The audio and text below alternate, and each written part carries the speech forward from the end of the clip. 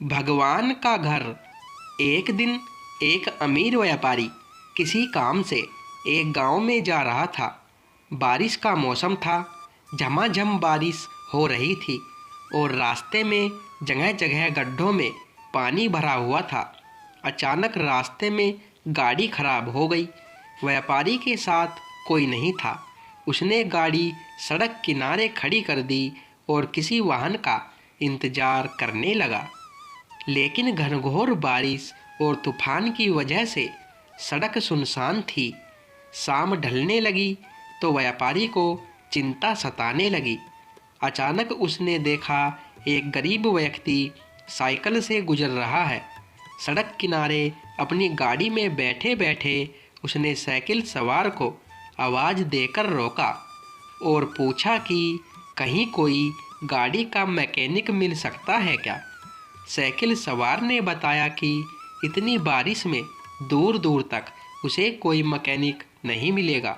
यह सुनकर व्यापारी चिंतित हो उठा। तब साइकिल सवार ने बड़ी विनम्रता से कहा, भाई साहब, अगर आप चाहे तो पास ही बने भगवान के घर में आज रात विश्राम कर सकते हैं। वहाँ आपको रहने की सारी सुविधाएं मिलेगी।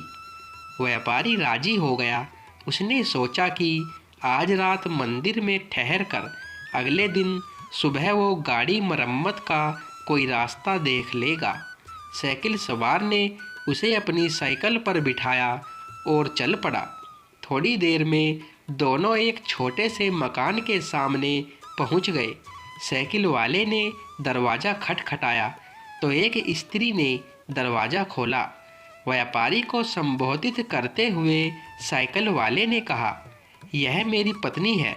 इस भगवान के घर में सिर्फ हम दोनों रहते हैं। हमारे बच्चे शहर में नौकरी करते हैं। आइए अंदर पधारिए और आराम से बैठ जाइए।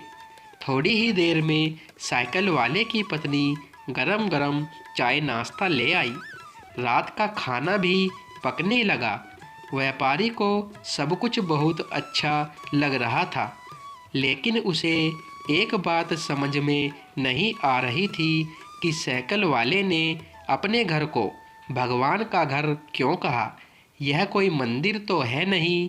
आखिर उससे रहा नहीं गया तो उसने पूछ ही लिया कि वो क्यों अपने मकान को भगवान का घर कह रहा है।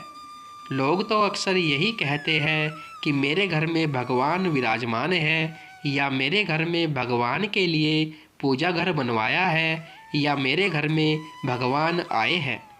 यह सुनकर साइकिल वाले व्यक्ति ने कहा, हाँ, आपने ठीक कहा। अक्सर लोग यही कहते हैं कि घर हमारा है और भगवान हमारे घर में विराजमान है, लेकिन हम ऐसा नहीं कहते, क्योंकि अगर हम अपना घर कहेंगे तो उसमें हम अपनी इच्छा अनुसार कुछ भी उल्टा पुल्टा काम कर सकते हैं। लेकिन अगर हमने भगवान का घर कहा तो हम वहाँ कोई गलत अनाचार वाले काम नहीं कर सकते और हमेशा उन्हीं सद्विचारों में रहते हैं जैसे हम सब मंदिर के अंदर होते हैं। और मज़े की बात यह है कि जैसा कि लोग बोलते हैं कि मृत्यु के बाद हमें भगवान के घर जाना है, तो उस हिसाब से देखा जाए तो हम जीते जी ही भगवान के घर रहने का सुख प्राप्त कर रहे हैं। उस गरीब व्यक्ति के इतने सुंदर विचार से व्यापारी बहुत प्रेरित हुआ और उसने भी अपने घर को भगवान का घर कहने का मन बना लिया। दोस्तों, वीडियो पसंद आई हो तो वीडियो लाइक शेयर करें। धन्यवाद दोस्तों।